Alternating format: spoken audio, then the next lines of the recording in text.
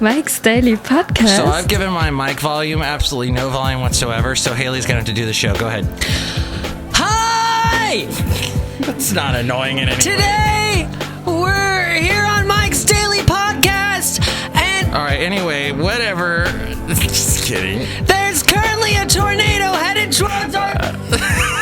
He's so loud. Wait. Mike's Daily Podcast. A tornado, and now there is an earthquake! I'm getting reports that an earthquake is about... Mike's Daily Podcast. ...to hit! This is episode 1069. The French came up with that position. What am I talking about? Oh, that's fine. I think I like to talk about my coffee. It's so delicious, but it's not as good as toffee, because toffee is made with a... Sugar. It's sugar. Oh, yeah. Mike's Daily Podcast. This is the kind of podcast that you listen to when you're depressed and you need someone to make you daily happy and realize that your world is fine. Because if you listen to this podcast, you'll be like, wow, this is great. I no longer feel bad about myself because these guys suck. We're really hard on ourselves today. That's true. I think we shouldn't be. I think we should acknowledge that we are unique, just like everyone else. Today we have Hayley. Hi. Hayley Thesemi. In case you didn't notice. I'm Mike Matthews, and coming up on this show, we're going to get to Madam Rootabega, Valentino, Bison, Bentley. And 2 sticky notes. I have 2 sticky notes worth of notes. Extremely small sticky notes. Yeah. And it's a Monday. It's a Monday. Hey, I talked to John, our one podcast listener, my next door neighbor. Oh, really? And he said, hey, congratulations on your 1000th episode, even though you're probably at 1100 by now. Nice. And I said, that's very nice of you, John. He's a nice man.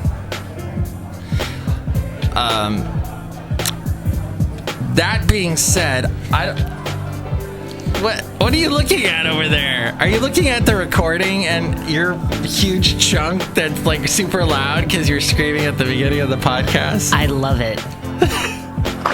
Oh, look, you just walked in. Hello, Mike Master. It's about the Rootabega. Oh, I love Hayley when Hayley's really loud. It's good. It's like when you hear the roar of a narwhal. Oh, we love Greg Proops talking about narwhals. Narwhals. Michael Master, what's a narwhal? A magical creature with a unicorn. It's an actual... On its face. Just stick a unicorn on the face of a whale. It's the only animal that actually has a unicorn versus unicorns, which are fake and full of fantasy. That sentence and statement made perfect sense, and I agree with you. I'm sorry, girls that live in the 80s, that, you have your poster with... Lisa Frank has been lying to you all of these years. Look who else just walked in. Hello, Mike. It's Valentino, the packing attendant. The packing attendant. And this is Bison Bentley. Do you know that? Oh, no. There's no more unicorns. I'm so sad. Yeah, they were creatures of fantasy. Do you know that? You ever see the movie The Last Unicorn? No, how was it? Neither have I. Oh. Good. Yeah. I think we've... Ah! And I was surprised you didn't see Mummy. I thought I was the last person on the planet not to see Mummy. No. Mummy. Are you my mummy? Are you my mummy? It was a good thing. Now, so Greg Proop's beginning of his podcast was really funny. I was not that enthused about Paul F. Tompkins' intro to his podcast. You haven't heard it yet? This week, no. But he's talking about the laundry room, how it's scary because the washing machine was vibrating away from the wall, and he said it was coming to get you. Thoughts? Right. Agree. Especially when I was living in university and we had those university laundry mats with them all lined up, and they would get very violent. Mats? Laundromats. Oh, laundromats! Yes. And they would get violent? The machines would get violent? Yep. And this is at Azusa? Mm-hmm. You've lived such an interesting life, Hayley. That's weird. You were in Azusa Pacific already. Yeah. Ohlone. Yeah. You were so Ohlone. Yeah, we have a college here called Ohlone. I'm all alone. You were in a barbershop quartet. You were in all alone. Traveling choir. Yes. You were raised by an interesting husband-wife combo. They were religious, but Wolves. they school taught you. Yes, I was homeschooled. Homeschooled. What did I say? School taught? School taught. No, I understood. I understood what you said. What is it? No worries. We got chemistry. What the hell was that supposed to mean? Anyway, they taught you things, and then I was taught a thing or two. You have older siblings. I have older siblings by 11 and more years. That's insane. I am a Aquarius? No, I'm a Gemini. Wait, Gemini is the song by Moody Blues. I da in a rock and roll band. No, they have a song called Gemini something. And you like the Moody Blues. I do like the Moody Blues. And other 70s bands and 60s bands. That's true. I also just like noise music. And you like noise pop. Yes. Or noise, what do they just call it, noise music? It depends. It's noise pop, noise rock, noise, harsh noise. There's lots of different types of noise. That's the kind of podcast we're doing, is a noise one. There's electroacoustic, which is kind of how noise music started. There's experimental. And that's way back when. It's like John Cage was one of the first experimental musicians. He's the one who's most famously, I'd say, known for composing the song 433, which is the famous song that's 4 minutes and 33 seconds with silence. Hey! Yeah. Damn it, I had a question. It just left my head. Go on. Sorry, you're ranting about the wonderful music you know. There's musique concrete, which is actually quite linked to electroacoustic. Musique concrete is a form of Dada music, where it's a collection of different recorded and found sounds. You just blow my mind. Used to actually create sort of a sound landscape. It's very sort of fragmented. There's no obviously melody or progression to the song so much. And then electroacoustic music can be very easily incorporated with musique concrete, but it was basically when the synthesizers were first coming about, when you had your first MOOCs and such, when they weren't exactly ready for like actual mainstream music, or people didn't know how to use them for that purpose. You had musicians who were just making sound texture pieces, just basically any sort of sounds that they could and recording them, and that's where electroacoustic music came from. Oh my god, I never knew that. You hear a heck of a lot of early sort of experimental rock pieces or concept pieces take a lot of influence from both musique concrete and electroacoustic, especially when the Beatles and the Beach Boys were doing their Revolver to Pet Sounds to Sgt. Pepper's Lonely Hearts Club Band influence each other's. You heard the Beatles had a few little electroacoustic music really? Like what? Pieces. Well, Revolution Number 9 for starters, which was a little bit later in that career. Right. That's strange. That is a bit of a combination of electroacoustic and musique concrete. Let's hear a little bit of that right now. Why? Just kidding. Revolution Number 9. Number 9. And then Pet Sounds, of course. Beach Boys. They actually incorporated pet sounds into that album. They, added little noise pieces and such. Fascinating. Into different parts. So, that was actually a lot of the end of my high school career and college. was just I had an obsession with music research, and so I was listening to music concrete and electroacoustic and getting into early experimental, which is Velvet Underground, Captain Beefheart, things of that nature. Oh, so you, NPR. That was educational. I just took an educational ride with Hayley. What? You keep looking over there at the computer that's recording us. I'm not doing anything. At Cafe Anyway. Wow. So I'm going to look up some of the... What was that called again? Music Concrete. MUSICONCRET. That sounds like a French way of saying music concrete. Yeah, it is. I don't know what concrete stands for, but I know it's... Is it like maybe like that stuff that you walk on the sidewalk? No, it isn't. Oh. I think it's like creative music. Then you, France! No, we stand behind you, France. We love you, France. And then electroacoustic, which... It's electroacoustic. What are you going to do? You know what? We just knocked something over. You know what? We both like the, the Free Music Project? What's it called? Free FM? Free Music Archive. That's where I first saw those categories you were mentioning. Yeah, electroacoustic is definitely something big on Free Music Archive. They have all right stuff. They're used to, I cannot remember the name of this website, but it closed down fairly recently. And I used to go to it all the time, but it was a depository of all of these very obscure musique concrete and electroacoustic pieces. And not like modern stuff from the 50s and 60s. Whoa! Like, there's this guy, Frederic, I don't know his last name, who was the forerunner for this music, who is considered to be the inventor of that. I bet you we can find it if we type in the search bar Free Music Concrete. But I'm not going to do that now. Or I could just... on your phone? No, don't do that. Don't do that. If you do that... Well, I could find the name of the guy very easily, but I'm not going to. But there was a lot of his pieces there. There's a lot of various other pieces there.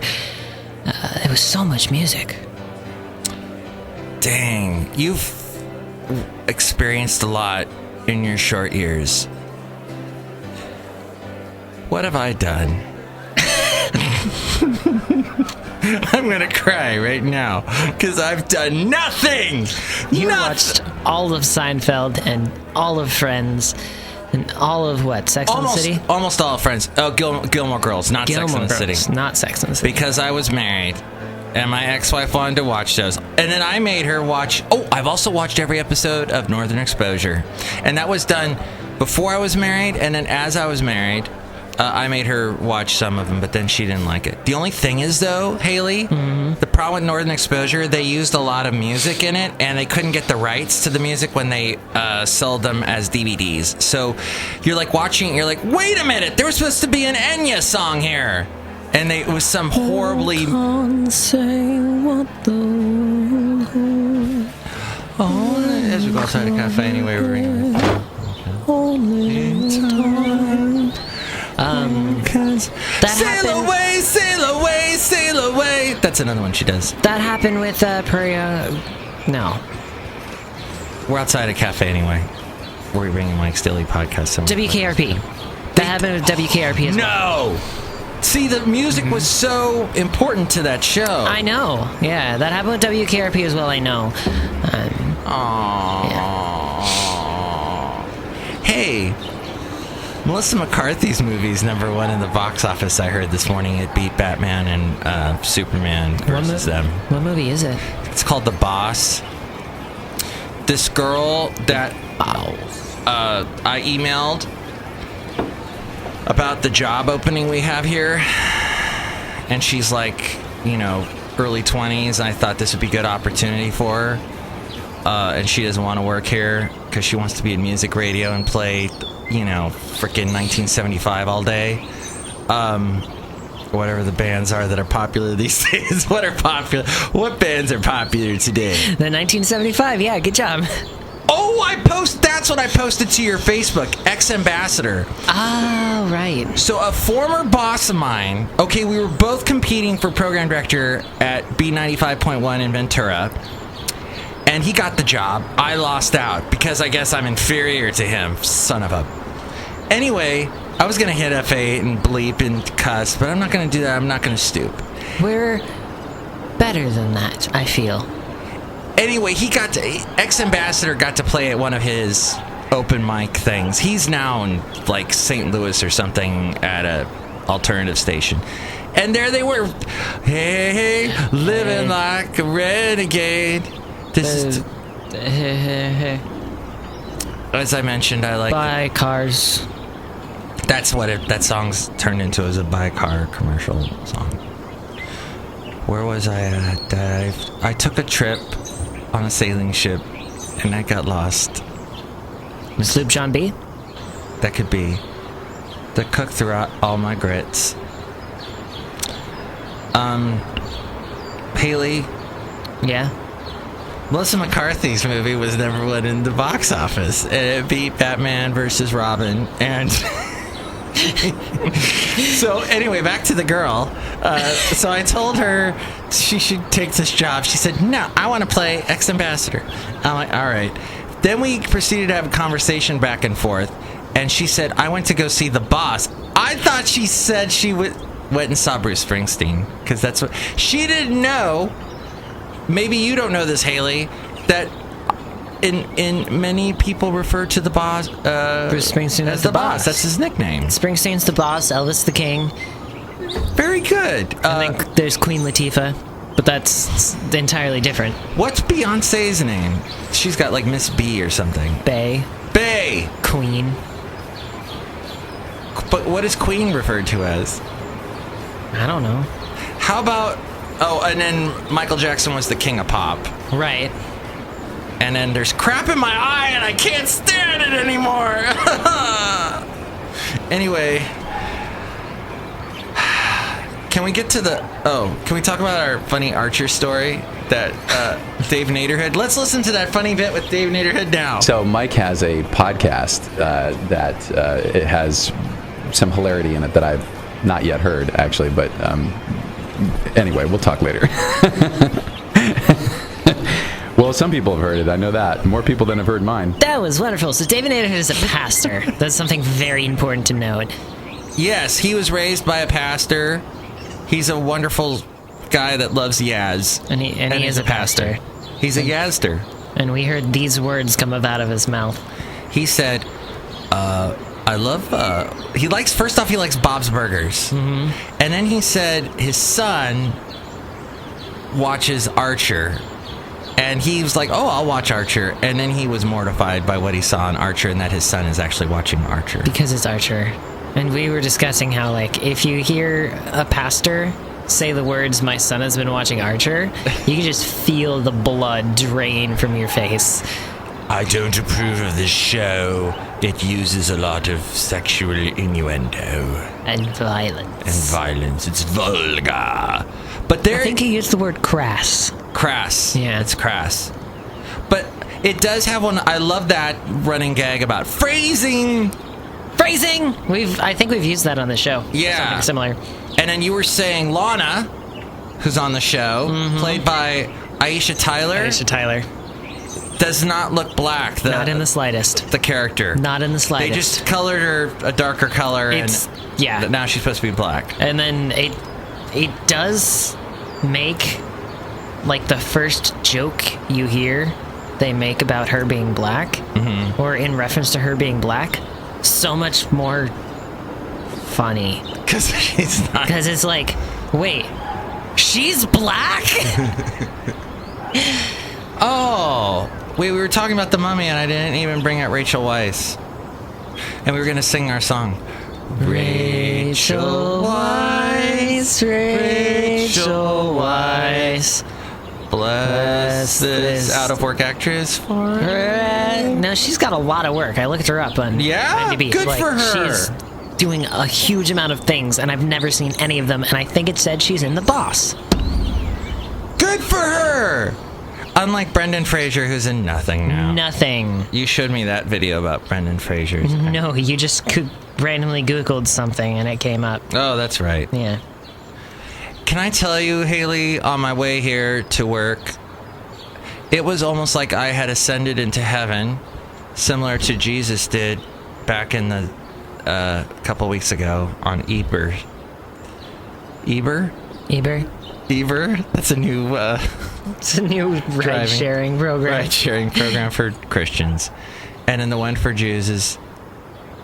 We're not going to tell you that joke. We're not going to do that. Rob did that joke as a April Fool's joke on the air. And he walked into his boss's office and said, "By the way, I made this joke."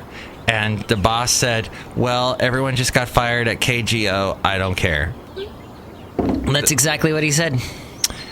It was a fun day that day. We experienced interesting things in radio. Are we still recording? Anyway, what happened was the traffic here was so smooth. All the lights were green. I'm like, I better not get used to this because this is like never ever happens. Because for those of you who don't know, let's say this is the first time you listen to the show. If it is, welcome. Welcome. We're really happy to have you listening. We're extremely happy. I am so sorry. I can't apologize enough. But we've taken you on at least Hayley educated you a little bit with all the stories of old music, experimental music. Yes. Things of that nature. As you know what I have to say about this show though? I mean, this podcast may suck, but at least we keep it going, right? We don't sit there and go, games are awesome. I play games a lot. I play games too. That explains the Facebook post that I posted that you were confused by. Oh, that's what that was. Or I just emoted that I was vibrating intensely because Dark Souls 3 is coming out on Tuesday. And what is that now? It's a video game, in case you didn't know. What do they do in it? They hit things with larger things. After the interview with the Go-Ahead, which I posted on the last show, if you want a really good podcast, listen to the last podcast. Hey, listen to our last podcast. Where I interviewed the Go-Ahead. No, I interviewed him afterwards. They had left, and I was standing out there trying to take the interview off my iPhone and shoot it as an email to my Google account so that I could keep it in case something happened to my phone, right? Save it. What happened was I'm standing there, and there's these 4 guys smoking, what is it called? Pot? Marijuana? Herb? The devil's lettuce? The devil's... Bud, whatever the hell they call it. And they're smoking out, and there's not hot boxing because they were outside. They were outside. The world was their box that they were hotifying. Boxing. And I overheard. Ding, ding, ding. I overheard one of them said, "Dude, I made $80 last month on YouTube because I recorded my playing this game." Yeah. No, it's an extremely profitable business. I don't know if I've talked about it before on this show. No. I should listen to that show if you did. You can make serious money. There are many people working off of YouTube that actually they make their full income off of playing video games. Wow. Because they can get a share of revenue off of their video games. The ones that really make serious money are the ones that are on Twitch. Oh, wow. Twitch is a streaming website through owned by Amazon, I think. If you want to get all businessy. But it's free for anyone to use. Anyone can use it. Once you reach a certain number of followers on Twitch, and, people will follow you so they can get notifications on when you stream. People usually set like a schedule and such and whatever. And usually, if you get known for something, that's better, and then you get a lot of followers. But you can get partnered with Twitch. And when you get partnered with Twitch, people can pay $5 and they get a little icon next to their name in your chat. And they make money off you?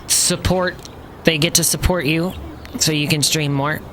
Because half of that money goes to you, and half of that money goes to Twitch. And it's $5 a month for a subscription. And then the more subscribers you have, you actually get special emotes in your chat. Oh. And then only subscribers can use emotes. So you get access to those subscribers. You get access to those emotes by subscribing to someone, and you support your favorite streamer. And it can get ludicrously profitable. Huh. Because you're getting $2.50 off of every single person that subscribes to you per month. So if you just have 100 subscribers, like... But there's people on Twitch, quite a few people with like thousands of subscribers. Wow. And they operate entirely just by streaming. So how much is Twitch making off all this? They gotta be making bank. Jeez. Like, I wanted to invest in them. I really did. But they got bought by Amazon a while back. Oh. All right, so people are being enslaved by Twitch. I love Twitch. I really do. Like, I think it is a wonderful service. I have quite a few people that I watch stream because I can. I don't subscribe to any of them. There's only one that I would subscribe to, and he's not even at the point where he has subscriptions available yet. Wow. So it's a huge thing. Yeah. Yeah, it is. It's pretty... So, YouTube, do they have something similar? YouTube has a couple different services where you just get a portion of the ad revenue off of your videos. It's nothing as extreme, but it can get pretty profitable because, you put out a bunch of videos and people are watching your videos, and so you can still be making money off of a video that you posted like 3 years ago. Oh, okay. Because it still has an ad running on it or whatever. Hey, so like, let's say I'm a really good video game player. Should I be on Twitch, or is there another website? Twitch. Twitch is the one. You can go on Twitch. You can do many people do a Twitch and YouTube combination. Because while you're streaming on Twitch, you can easily record your streams. You can cut them up, post highlights. I watch a lot of challenge runners for different games, or speed runners, which means they either play the game really, really fast. Oh. Or challenge runners, which is they artificially pump up the difficulty, like they limit themselves to a certain weapon or a certain way of playing the game, and then they beat the game like that. And those, people want to see, so they, you put them on YouTube. And so these are really skilled gamers. These are pretty skilled gamers, yeah. Huh. Interesting. My last question to you is, can I make money off porn? Yes. Okay, good. And then finally... I hear that there's a market for bald people in porn. For some reason. Who knew? That's strange. Well, I think we covered a lot of things on today's show. I think here's where I would like to just complain about how I don't like working really hard on an interview with a band. And I've said this before, and then they don't post anything about it. We're not naming any names, even though we've only posted one in the last 3 months.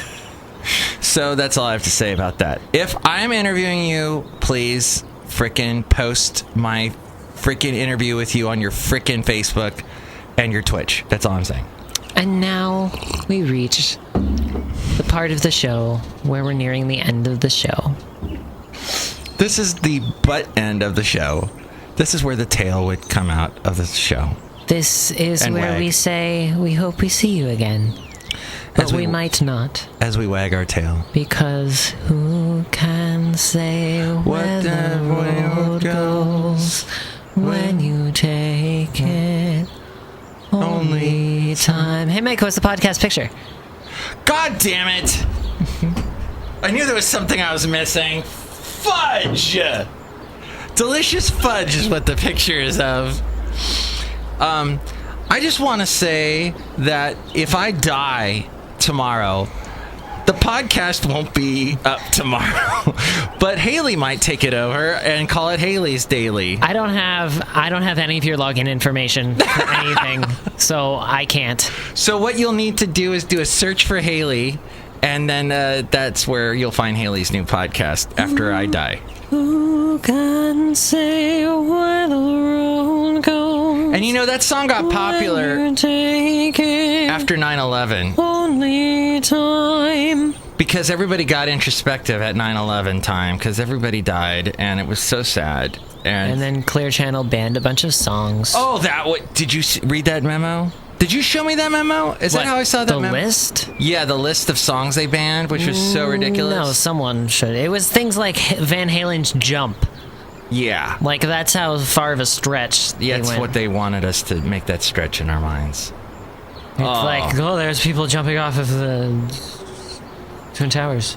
Can I tell you that there are still old white men that work in radio that will defend that decision to the hilt? And it's like, you got to be kidding me. Even with the progress of history and time, and we don't see how stupid that decision was for I think some of them were fine to ban, but I think they went a bit extreme. Like, even when I was working at KOHL, which is a top 40 station based out of a shoebox? Shoebox, but no, it's not. It's based out of a radio station. Even when I was doing that, when the Sandy Hook shooting happened, like, we said, okay, we're not going to play Kesha's Die Young. Oh, really? You know? Because a bunch of kids died. Oh, that's still a stretch to me. I don't know. I don't see the. I think that's so alarmist to start banning songs. It's just weird.